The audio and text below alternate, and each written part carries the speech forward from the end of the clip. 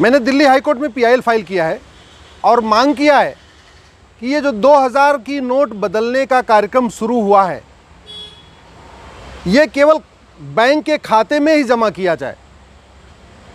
जो नोटिफिकेशन आया है 19 मई का 2023 वाला, उसमें RBI ने कहा है कि आप खाते में भी जमा कर सकते हैं और बदल भी सकते हैं।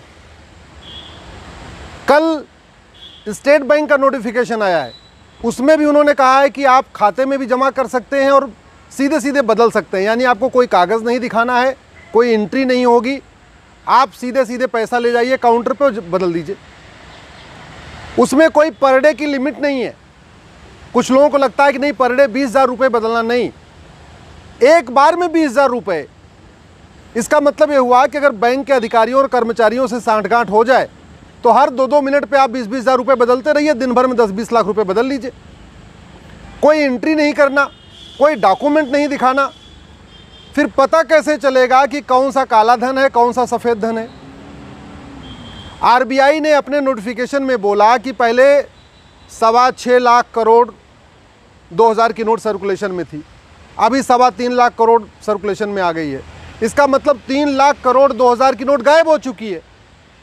अब अगर कागज़ नहीं लेंगे, कोई एंट्री नहीं होगी, कोई KYC नहीं होगी और सीधे सीधे नोट बदलने वाला कार्यक्रम शुरू हो जाएगा, फिर तो जो 3 लाख करोड़ गायब हुआ है वो सारा सफ़ेद हो जाएगा।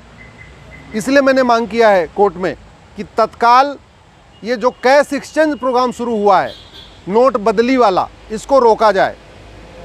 भारत में इस समय 130 करोड़ आधार बन चुका है, तो कोई ये नहीं कह सकता कि हमारे पास कोई डॉक्यूमेंट नहीं है दिखाने के लिए। सबके पास आधार है। भारत में 225 करोड़ बैंक के खाते खुल चुके हैं। इसका मतलब सारा जितने भी भारत के परिवार हैं सब बैंक खाते से जुड़े हुए हैं। तो अगर किसी के पास 2000 की नोट है, वो अपना आधार दिखाएगा, अपने बैंक के खाते में जमा कर लेगा। ये कौन सा सिस्टम है कि नहीं, ना तो आपको कोई डॉक्यूमेंट दिखाना है, ना आपको खाते में जमा करना है, आप सीधे सीधे बैंक पे जाओ और वहाँ 20,000 रुपये बदल लो। पर डे की कोई लिमिट नहीं है, यानी 5-5 मिनट के अंतर पे आप 20-20 हज़ार रुपये बदलते जाओ। सेटिंग अच्छी हो जाए तो 2-2 मिनट के आप अंतर पे आप 20-20 हज़ार रुपये बदलते जाओ। ये बैन होना चाहिए। अगर इसको नहीं रोका गया तो ये जो 3 लाख करोड़ रुपए गायब हुआ है 2000 की नोट वाला, ये सारा का सारा दोबारा फिर से वाइट हो जाएगा और सरकार को पता भी नहीं चलेगा, ना RBI को पता चलेगा कि कौन सा ब्लैक मनी है, कौन सा वाइट मनी है।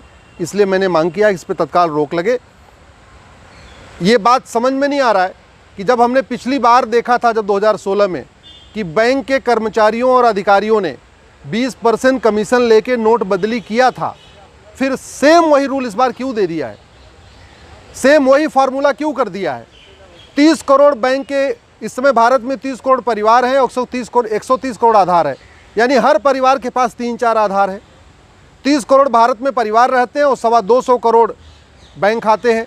48 करोड़ तो जनधन का खाता है, यानी गरीब से गरीब आदमी भी बैंक से जुड़ा हुआ है। और कोई अगर ऐसा है भी कि जिसके पास 2000 की नोट है लेकिन बैंक खाता नहीं है, तो बैंक खाता तो 2 दिन में खुलवाया जा सकता है।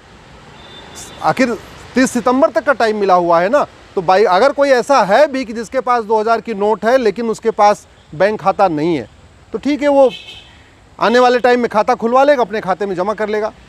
हर हालत में ये 2000 की नोट बैंक के अकाउंट में ही जमा होना चाहिए। और हमने ये भी मांग किया है, जमा करते समय KYC ज़रूरी है, नहीं तो लोग दूसरों के खाते में जमा करना शुरू कर देंगे। पिछली बार भी खूब खेल हुआ था, मनरेगा के खातों में पैसा जमा हुआ था, धोबी के, नाई के, जो गरीब हैं, मजदूर हैं, रेडी पटरी वाले, उनके खाते में पैसा जमा हो गया था। अगर जमा करते समय KYC नहीं होगा तो स्वाभाविक सी बात है, ये जो काले कुबेर हैं, जो सफ़ेद पोस हैं, ये दूसरों के खाते में पैसा जमा करेंगे और दोबारा फिर से उनसे वापस निकलवा लेंगे। इसलिए इसको बंद करना तत्काल ज़रूरी है।